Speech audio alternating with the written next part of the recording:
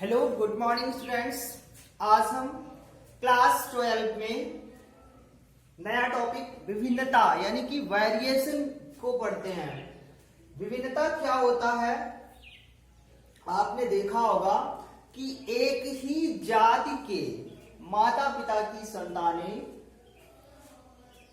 कुछ हद तक समान होती हैं, परंतु पूर्णतः एक जैसी नहीं होती हैं। यानी उनमें कुछ न कुछ में अंतर जरूर होता है और वही अंतर जो है विभिन्नता कहलाता है। यानी एक ही माता पिता की दो संतानों में अगर हम समानता देखें तो कुछ समानताएं तो मिलेगी, परंतु कुछ समानताओं के अतिरिक्त असमानताएं अधिक होंगी, यानी कि विभिन्नताएं अधिक होंगी।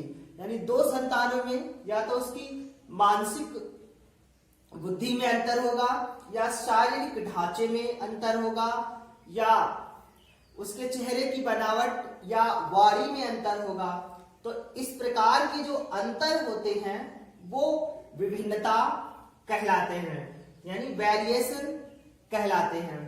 तो इसमें देखते हैं परिभाषा के माध्यम से, यानी इस मैटर के माध्यम से विभिन्नता की प्रत्येक संतान में एक विशेष विभेदक, यानी संतानों में विभेद जरूर होता है और वो एक विशेष विभेद होता है। वो विशेष विभेद कहाँ हो सकता है? आकारिकी, कार्यकी एवं व्यवहारिकी आदि के लक्षण होते हैं। यानी अगर एक ही माता पिता की दो संतानों में विभिन्नता का अध्ययन किया जाए तो उसमें आकारिकी यानी उसका जो आकार है, उसका जो ढांचा है, शारीरिक संगठन है, उसमें जरूर कुछ ना कुछ अंतर होगा। उसी के साथ कार्य की यानी उसके जो कार्य करने का ढंग है, तरीका है, वो दो संतानों का एक जैसा नहीं हो सकता है। कई बार तो सगे भाई बहन में देखने को मिलता है कि एक राइट हैंड से लिखता है और एक लेफ्ट हैंड से लिखता है और दोनों अच्छा लिखते हैं। तो ये क्या है? विभिन्नता है, जबकि एक ही माता पिता की संतानें हैं।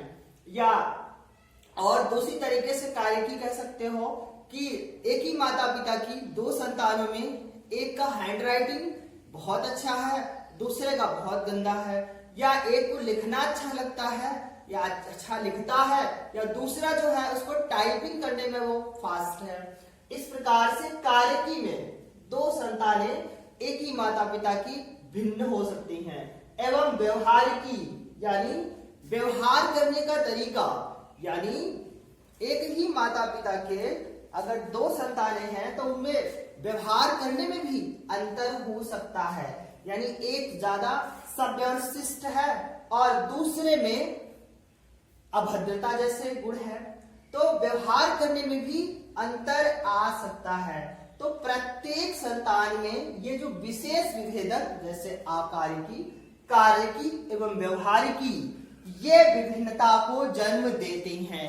यानी इनके द्वारा दो संतानें समान नहीं होती हैं या नहीं हो सकती हैं, यानी विभिन्नता के कारक बनते हैं ये, यानी जिनके द्वारा व्यक्ति विशेष की आसानी से पहचान हो जाते हैं। यानी जिनके द्वारा व्यक्ति विशेष की आसानी से पहचान हो जाती है। ऐसे आप लिखिए, व्यक्ति विशेष की पहचान हो जाती है।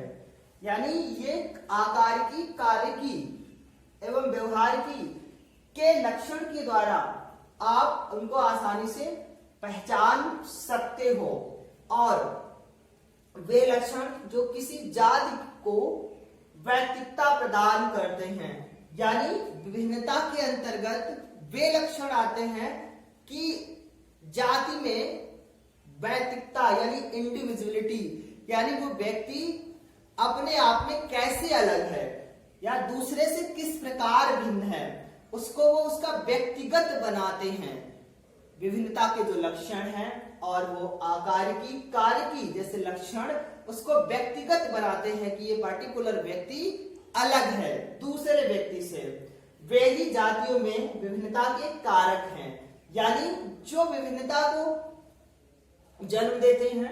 जैसे आकारिकी के द्वारा कार्यकी एवं व्यवहारिकी के द्वारा वो इसके कारक हैं, यानी विभिन्नता को जन्म देते हैं। तो विभिन्नता एक ही माता पिता की दो संतानों में आप आसानी से देख सकते हो, और वो किस आधार पर उनमें उपस्थित एक विशेष विशेषक लक्षण जैसे आकार की, कार्य की एवं व्यवहार की, यानी इनके माध्यम से आप विभिन्नता को पहचान सकते हो। और विभिन्नता के प्रकार यानी विभिन्नता किस कारण उत्पन्न होती है, यानी आप यहाँ तक कि समजात जुड़वा में भी विभिन्नता देख सकते हो, जबकि वो समजात जुड़वा है, समान है, फिर भी उनमें कुछ ना कुछ अंतर जरूर होगा। मानसिक अंतर, सामाजिक अंतर, बौद्धिक अंतर, यानी किसी ना किसी स्तर पर उसमें अंतर जरूर होगा। और विभिन्नता के प्रकार यानी विभिन्नता किस प्रकार उत्पन्न होती है, आइए हम इधर समझते हैं। विभिन्नता के प्रकार, विभिन्नता दो प्रकार की होती है, जिसमें पहला कायिक या वातावरणीय विभिन्नता, यानी कायिक विभिन्नता जो से उसके बाह्य लक्षणों में प्रदर्शित होती है, और वो विभिन्नता वातावरणीय विभिन्नता भी कहलाती है। यानी जो कायिक विभिन्नता है वो वातावरण के द्वारा ग्रहण की जाती है, अर्थात कायिक विभिन्नता जो वातावरणीय भौतिक दशाएं हैं वो इनका निर्धारण करती हैं।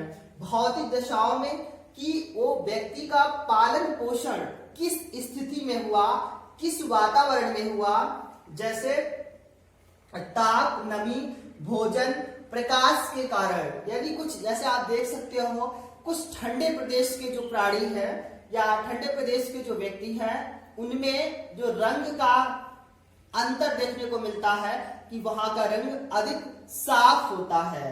और भोजन, यानी अगर किसी एक ही माता पिता के दो संतानों में किसी का पालन पोषण अच्छी तरीके से हुआ, या उसको भोजन संतुलित मिला या संतुलित आहार मिला, तो उसका जो शारीरिक ढांचा है तो दूसरे बच्चे से अधिक हष्ट पुष्ट निर्मित हो जाता है। इसी के साथ प्रकाश, यानी प्रकाश वातावरण में रहने के अनुसार भी विभिन्नताएं देखने को मिलती हैं। यानी ये विभिन्नताएं जो कायिक या वातावरणीय होती हैं, ये आनुवंशिक नहीं होती हैं, इन्हें संतान वातावरण के द्वारा अर्जित करती हैं। यानी वातावरण में रहने के अनुसार संतानों में कायिक या वातावरणीय विभिन्नताएं उत्पन्न होती हैं, और इन विभिन्नताओं में जीवों के जो परिवर्तन होते हैं वो वातावरण की बाहरी दशाओं पर या वातावरणीय दशाओं पर, जैसे ताप, नमी, भोजन, प्रकाश, रहने का स्थान आदि पर निर्मित होता है। जैसे अगर बौद्धिक विभिन्नता में देखा जाए तो बच्चे के घर का वातावरण इस पर निर्भर करता है कि बच्चा किस वातावरण में पल और बढ़ रहा है। अगर उसके घर का वातावरण स्वास्थ्यवर्धक है तो बच्चे पर भी उसका सीधा प्रभाव पड़ता है। तो बच्चा दूसरे, यानी कह सकते हो कि दूसरी बच्चों से वो बच्चा अधिक बौद्धिकता में आगे होगा।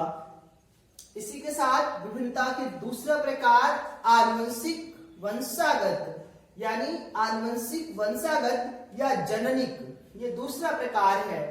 कुछ विभिन्नताएं आनुवंशिक होती हैं, यानी माता पिता के द्वारा संतानों में निरंतर पहुंचती हैं, और इनका जो घटक है वो आनुवंशिक घटकों के द्वारा, यानी जो हमारी जननिक कोशिकाएं होती हैं, उन जननिक कोशिकाओं पर ये विभिन्नताएं उपस्थित होती हैं। अर्थात कह सकते हो कि वो हमारे गुणसूत्रों पर उपस्थित होती हैं, क्योंकि गुणसूत्र ही आनुवंशिक विभिन्नताओं को लाने और ले जाने वाले गुणसूत्र या डीएनए, क्योंकि डीएनए खंडों पर गुणसूत्रों पर डीएनए खंडे उपस्थित होते हैं।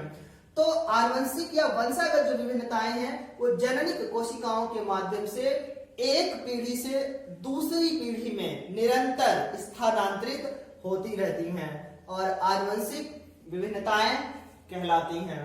जैसे किसी के माता पिता या कह सकते हो उनके पूर्वज या पितृ जो पीढ़ियां हैं, उनके घर में लंबाई का गुण अधिक प्रचलित है, यानी उनकी संतानों में लंबी संतानें उत्पन्न होती हैं। तो ये आनुवंशिक अगर गुण है तो वो अगली पीढ़ी में भी वो गुण ट्रांसफर होता है, स्थानांतरित होता है, जिसके कारण अगली पीढ़ी भी लंबाई का गुण ग्रहण करती है। इसके साथ ही कुछ ऐसी विभिन्नताएं, जैसे कह सकते हो विकलांग के बच्चे के विकलांग माता पिता के बच्चे विकलांग क्यों नहीं होते, क्योंकि ये आनुवंशिक यानी ये विभिन्नता आनुवंशिक नहीं होती है, ये विभिन्नता वातावरणीय होती है। यानी विकलांगता का गुण वातावरणीय हो सकता है, या कुछ ऐसी डिजीज हैं, बीमारियां हैं जो आनुवंशिक बीमारियां होती हैं और जो माता पिता से संतानों में निरंतर स्थानांतरित होती रहती हैं, जो कि हम पीछे पढ़कर के आए हैं। वर्णांधता, हीमोफीलिया, ये संतानों में पहुंचती हैं क्योंकि ये वंशागत होती हैं या आनुवंशिक होती हैं। तो आनुवंशिक विभिन्नताएं जो हैं वो जननी कोशिकाओं पर उपस्थित होती हैं या जननी कोशिकाओं के द्वारा एक पीढ़ी से दूसरी पीढ़ी में निरंतर स्थानांतरित होती रहती हैं। तो विभिन्नता के दो प्रकार, कायिक या वातावरणीय, दूसरा आनुवंशिक या वंशागत, जननिक भी कहते हैं इसको। तो दो कारणों से विभिन्नताएं उत्पन्न होती हैं, वातावरण की बाहरी दशाओं से और आनुवंशिक दशाओं से, यानी माता पिता से संतानों में भी विभिन्नताएं आती हैं।